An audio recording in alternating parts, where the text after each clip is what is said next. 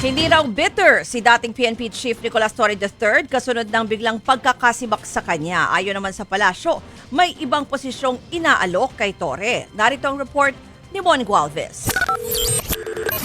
Matapos italaga bilang officer in charge ng Philippine National Police, nakatakdang ipatupad ni Police Lieutenant General Melencio Nartates Jr. ang resolusyon ng National Police Commission o NAPOLCOM na nagbabalik sa 12 binalasang opisyal ng PNP.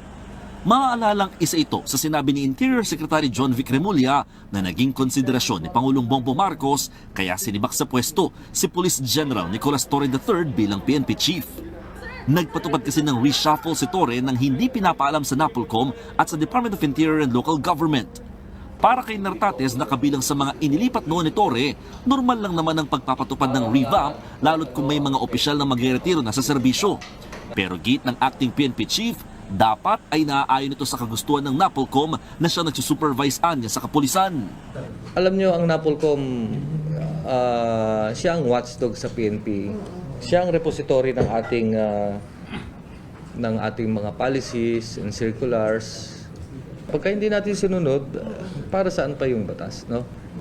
Isa sa posibleng maapektuhan din ng pagpapalit ng PNP spokesperson na hinahawakan ngayon ni Police Brigadier General Jean Fajardo. Sabi ni Nartates, kinukonsidera niyang manggaling ang tagapagsalita mula sa Public Information Office na pinamumunuan ni Police Brigadier General Randolph Tuanyo. Pag-aaralan nga, dahil designated siya na spokes, ano?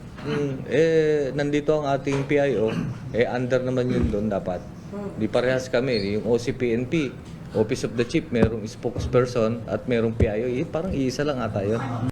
Sa ngayon, hawak pa rin ni Fajardo ang pagiging direktor ng PNP Controllership. Walang binanggit na petsa o timeline si Nartates sa pagpapatupad ng NAPOLCOM resolution.